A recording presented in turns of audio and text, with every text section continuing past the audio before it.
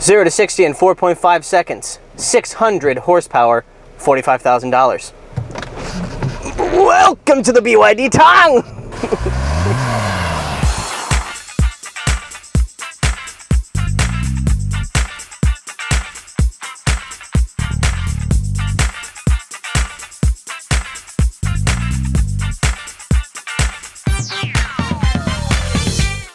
That's right. This Chinese car company that you've probably never heard of is offering a 600 horsepower 7-seater SUV for $45,000. It seems like it's got to be the holy grail of price and performance. But can you really have all your cake and eat it too? Let's find out. Since this is our first time driving a BYD model on the channel, I thought I might give you a brief introduction to the brand. There are only 2 reasons that most Americans or Europeans will have heard of BYD. The first is that famous American rich person Warren Buffett invested nearly $230 million in the company back in 2008. The other reason you might have heard of it is that it has sold more than 1,000 electric buses to major municipalities in Europe and the United States, and 50,000 around the world. Of course, BYD doesn't just make electric buses and street sweepers, it also makes cars, and has been doing so since 2003. This is actually the 2nd generation BYD Tang here in the Chinese market. And in terms of exterior styling, it is a huge improvement over its very awkward looking predecessor. It's also not what you might expect based on the performance figures that I told you before. Most 600 horsepower SUVs on the market have bulging fenders and huge exhaust outlets. Think of a BMW X5M or any Mercedes AMG. The BYD Tang, in comparison, is quite restrained.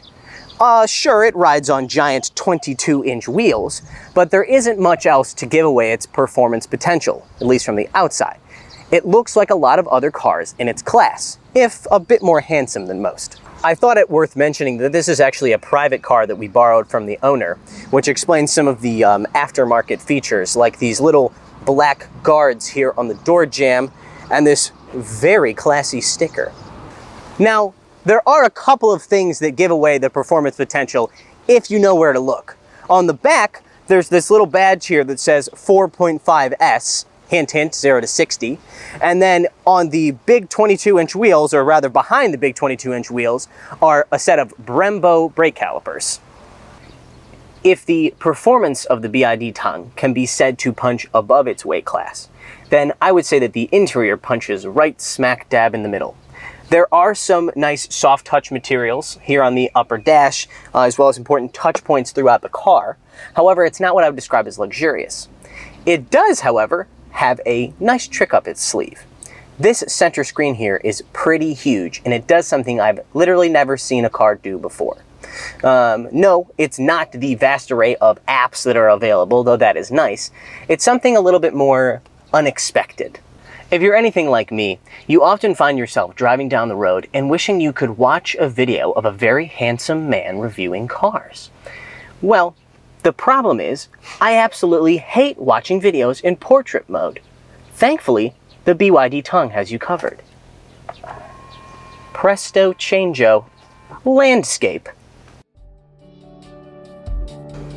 One reason BYD can afford to include things like this is they don't just make cars. They also make everything from the metal casing on phones to stoplights. They have vast experience in manufacturing and can build a ton of this stuff in-house, which saves a lot of money. Of course, you're not watching this video because you want to know what the interior's like and what the leather smells like. You're here for the speed. Whenever you hit the throttle, it's just riding a wave of torque. It's amazing. The way this SUV makes all that horsepower, 585 horsepower to be specific, is a big part of why it drives the way it does. Only 192 of that 585 comes from the 2-liter Turbo 4 up front. The vast majority of the power comes from the 2 electric motors on either axle. On top of all that horsepower, it also makes a gargantuan 700 pound-feet of torque. To be honest, it's nothing like driving other high-power SUVs, because even under, heavy throttle, you barely hear the 2-liter motor up front. It's just the whir of electric motors. So maybe in that respect, it's a little bit like a Tesla Model X. Would I prefer the sound of a rip-roaring V8? Probably. But the thing about that big, loud V8 is that it brings you a lot of maybe unwanted attention. And when you drive in a car like this, you can get away with driving like a complete idiot in traffic because people barely notice. If you want to make a car that has 600 horsepower, but sell it for $45,000, you're going to need to make some compromises. The classic choice is to sell a powerful car with an interior made of Lego-quality plastics. Think of certain American sports cars. The interior of a BYD isn't a creaking, rattling nightmare and is actually packed with some pretty trick features. So if the powertrain is pretty good, the interior is pretty good, where did they choose to save money? I'll give you a bit of a hint.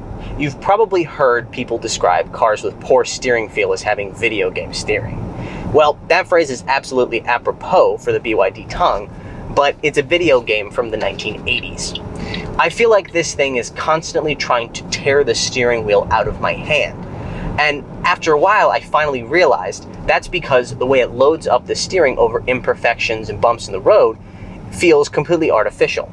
It's a little bit like driving that Initial D video game in the arcade that you might play. The electric motors and the steering column in that arcade game kind of jerk the steering wheel back and forth, even if it has absolutely nothing to do with what is happening on the screen in front of you. The suspension is also not great. It's soft, very soft. On the highway, it's quite comfortable, but going over imperfections in the road, it downright wallows. This thing is like the muscle cars of old. Fast in a straight line, but an absolute boat in the corners. But hey, you can't have everything. Now, there is one other little party trick that the BYD Tang has. Something that you don't see in many cars. Have you figured it out yet? That's right. You can use the little remote control inside of the key fob to control this thing. Something that might come in handy when you're trying to park this big car in a city like Shanghai. Now, there is somewhat of a problem, which is that if you're not paying attention, it will run into things. Like you, or a parked car, or a tree, or whatever. So, have we finally found the car where you can have your cake and eat it too? I think the answer is you can definitely have your cake, but you can't eat all of it. It is endless fun to blast around in traffic in a car this big, that quickly. But at the end of the day, it's basically an expensive powertrain with a decent interior and a pretty lackluster suspension. Is it worth $45,000? Hell yes it is! If you ever get worried about the suspension, you just hit the throttle and you will forget all about it. All right, that's all for today. Thank you for watching.